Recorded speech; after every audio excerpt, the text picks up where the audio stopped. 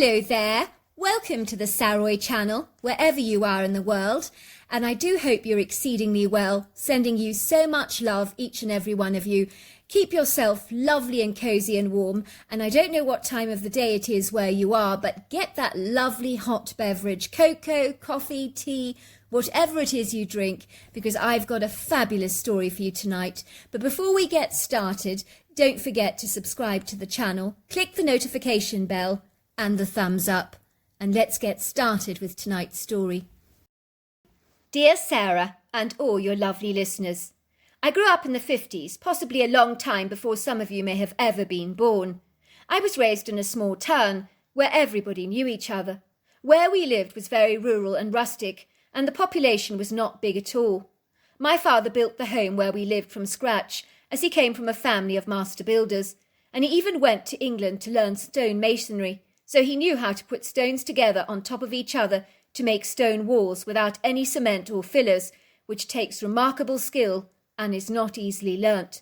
The house he built was a masterpiece for the 50s, which he transformed into a 2-storey red brick federal-style home, where he incorporated stone walls into the architecture and introduced the most wonderful stone fireplaces in all the main rooms, including large sash windows throughout, that overlooked the most ravishing panoramic views of the undulating verdant countryside where we lived. We had several horses on our land and raised chickens and pigs. My father built a quaint stone wall around our property, and many people paid him good money to do the same for him, because our wall was greatly admired by all the locals in our area.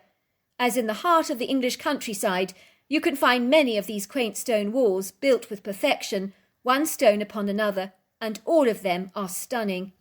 Growing up as a young girl, I'd heard that there was a hermit that lived on the hill, and everybody knew about him. He lived in a tiny shack that was made up of a few panels of wood, and was so small it was almost as tiny as a yard shed. The man lived off the land, and he really was a wild man, but it was said that this hermit was wise, and some had sought him out for advice when they were facing challenges in their lives. My mother told me once that a great friend of hers, who was facing a huge quandary in her turbulent, tumultuous relationship, had ultimately reached a place of helpless, crippling despair in her life. She didn't want to file for divorce, so in her feeble desperation she'd visited the hermit for advice. Since her consultation with the elusive, evasive wild man, equivalent to a modern-day John the Baptist, her marriage was miraculously transformed, and everybody noticed that her relationship with her husband had become exceptionally happy, and she was so radiant. How was that even possible, the people had wondered in awe.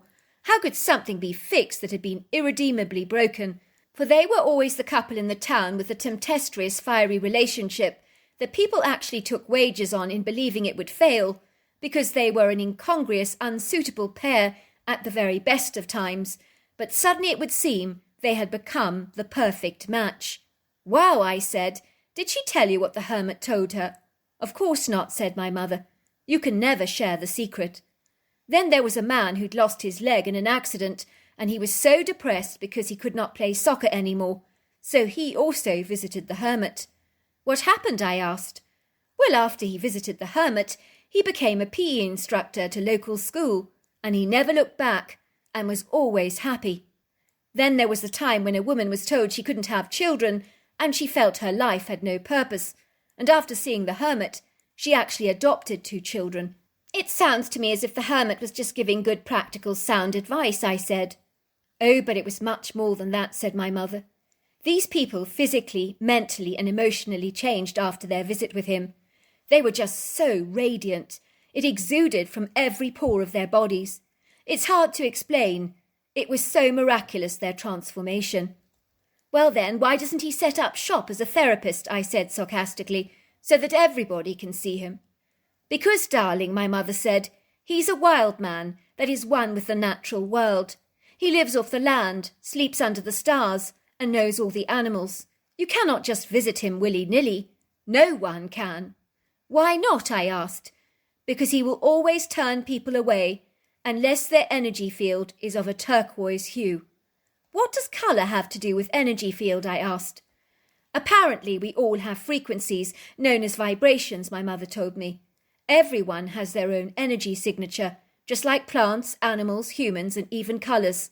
Someone who is desperate enough to find the answers in life and is actively seeking, they have an energy frequency of the colour turquoise. Only then will the hermit see you. I imagine he must read frequencies on people.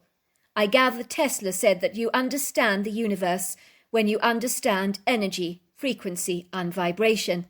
For many long years as a young child, I tried my level best to get a look at this hermit on the hill, but he was very elusive and evasive and almost impossible to find. He lived on the largest hill out of the 3 smaller ones in the northern valley, and at the bottom of the hill was a large lake, and on the right-hand side of the lake was a dense forest that stretched back for many long miles. The locals in the area never visited that forest, possibly because of the distinct probability of running into the hermit. Many were intimidated and afraid of encountering the man, because some believed that he could see right through their soul, and that was unsettling and discomposing for most. Some were afraid of him because they thought he was some kind of a wizard that may dabble in the black arts.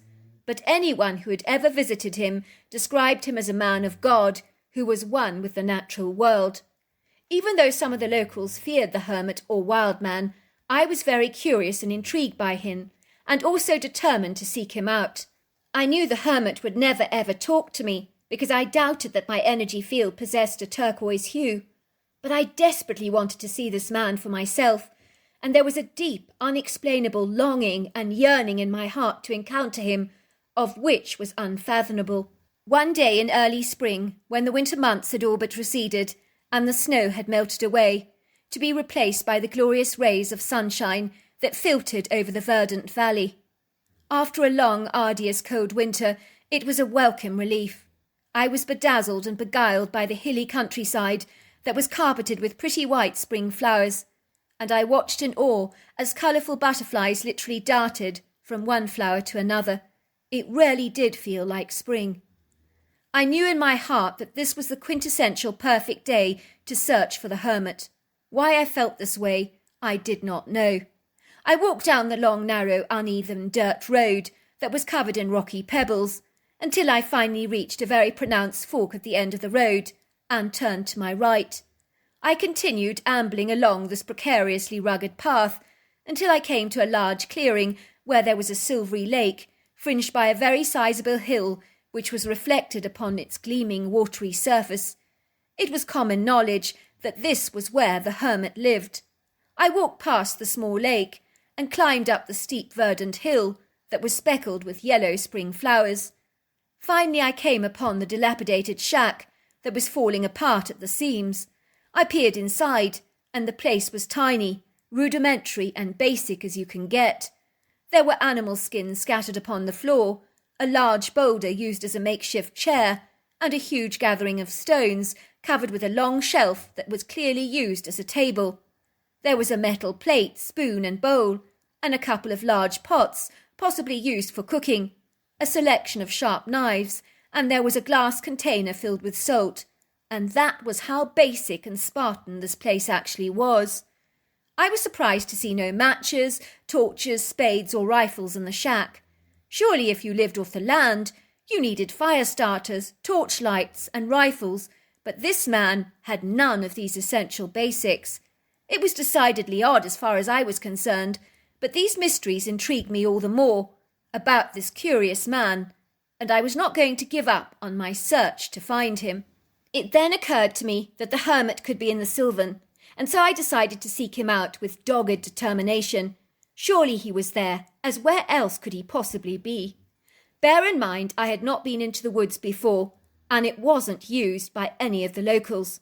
I truly did not know what on earth I would find in those woods, but my eagerness to encounter the hermit overcame my reluctance and uncertainty. As I ventured into this exquisite shaded wooded oasis full of statuesque mature oaks and spruce trees with branches covered in resplendent veils of emerald green moss, I noted that pretty prisms of light danced through the branches, dappling the floor in an ethereal light, which created a magical tranquil ambience. There were yellow spring daffodils and open frilly ferns sweeping across the ground.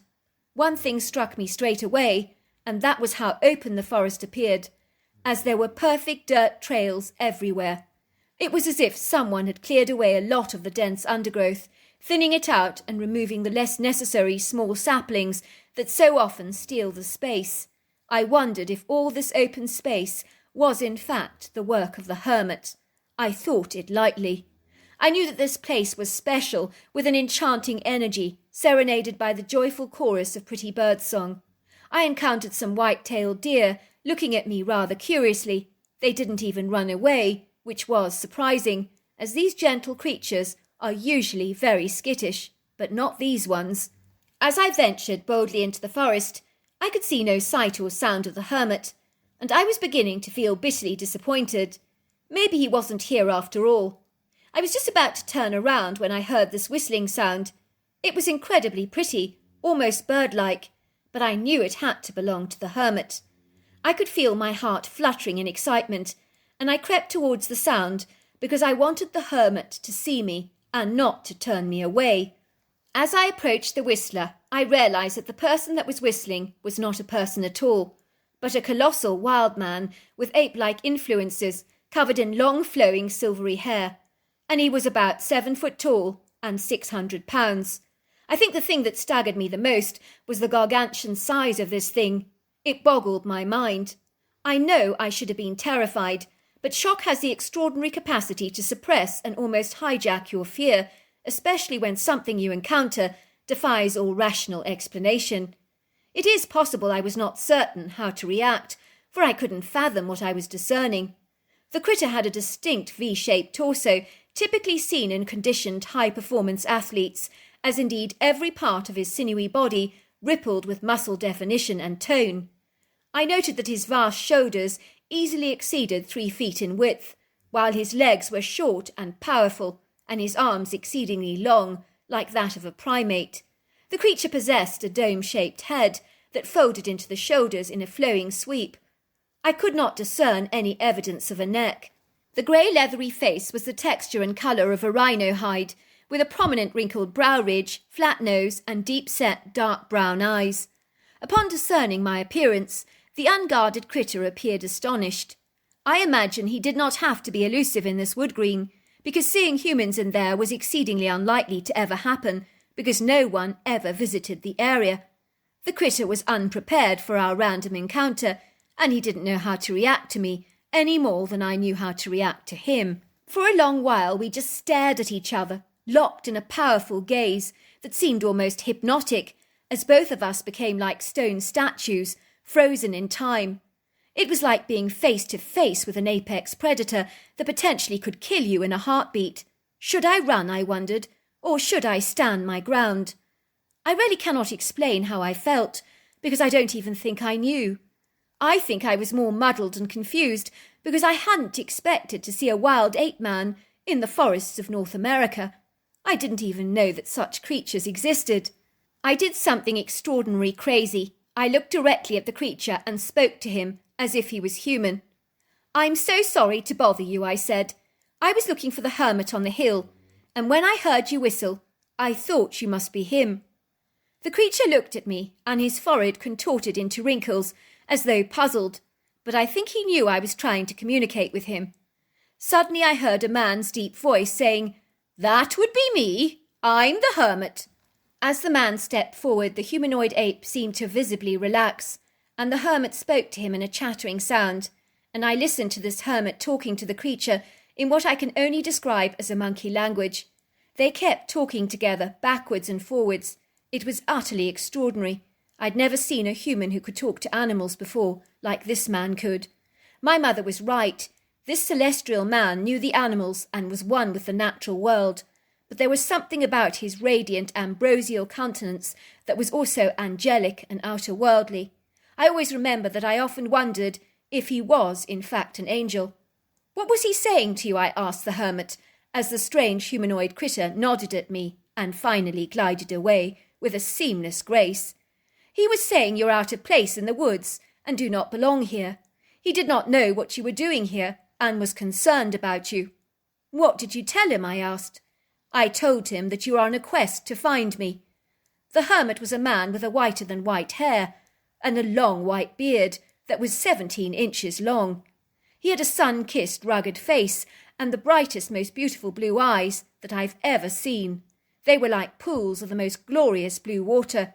He was wearing an animal skin around his middle, and his torso was bare, and his body was lean, ripped and muscular. "What is it I can do for you, young lady?" he asked. I stood there awkwardly, suddenly feeling very foolish, because I'd been seeking the hermit all my young life because of a curious, intriguing fascination for him, but I'd never really needed to ask him anything at all, and now I felt rather silly. What was it I wanted with him? I didn't even know the answer myself to that daunting, sophisticated question. "I don't know," I said. "I just wanted to see you, but I don't really know why." "If you're seeking me, you must have a reason. No one searches without finding what they're looking for. If you are searching, you are looking.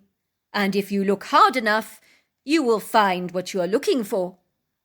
No one searches for no reason. There is a reason behind every action. The question is, what is your reason?" "I just wanted to see what you look like, I guess," I said. The hermit started to laugh at me. "How comical," he said. "That's what you told yourself when you were looking for me. But search within your heart, because the answer is written in there. My mother says you won't see anyone unless they have a turquoise auric field." "Your mother is right about that. But you, my dear, have a turquoise aura, for you are indeed a truth-seeker. Now search your heart. What are you looking for?" I suppose I just want to know my purpose," I said. "Why am I here?" "You think your life is accidental," laughed the hermit. "No life is an accident. Everything here, from a butterfly to a person, is meant to be. Everything is planned and mapped out. There are no accidents." "What about bad things that happen? Are they meant to be?" I asked. "Bad things are the opposite to good things. You cannot know good without experiencing bad. You cannot know sweet without experiencing and tasting sour." "You mean we need to experience it all?" I asked. "It's called the rich tapestry of life, but you have the power to control that thread with your thoughts. If you choose happy, positive thoughts, you draw in a very powerful, strong vibration. And that means that good things are naturally drawn into your life. Like attracts like. If you are negative, fearful, angry and unkind, you weave a very low vibrational path for yourself, and you reap the fruits of those thoughts in your life. Thoughts can be like daggers. They can hurt and ensnare, and they can heal and restore." "You mean we are what we actually think, and the thread that we weave is our thoughts?" "Precisely," said the hermit. "That's exactly right." After my experience with the hermit on the hill, my life changed dramatically, and people complimented me on my radiance. Something within my psyche shifted, and I chose to weave the tapestry of my life with positive, happy thoughts, and to treat others always with kindness. From that moment on, I chose to see the positive in every situation, and truly it transformed and revitalized my life in ways you could never imagine possible. All these years later, my life has been blessed with vibrant health, financial prosperity, and abundant joy, as I always guard my thoughts. And it is so attainable for all of us if we let go of our fears, anxieties, judgmental thoughts and condemnation, and embrace the freedom of letting go, learning to trust, and embracing love. For the hermit showed me that if we raise our vibrations, we completely elevate and transform our lives. I was to discover the hairy ape-like humanoid that I encountered that day in the forest was a Bigfoot, and I learnt a lot about the creature from my research, and realised how exceedingly privileged I was to encounter this hairy humanoid, and it was incredible that the hermit on the hill could literally speak in his language, but there were a lot of things about that hermit on the hill that defied natural explanation. I know my story sounds crazy and implausible, but I promise you it's true, and whether you believe it or not is not significant to me, but it has been a total pleasure sharing it with you and your listeners. So there you are. That's my story. What an incredible story. And if you want a positive vibration, don't forget to click the thumbs up. Until next time, goodbye and good night.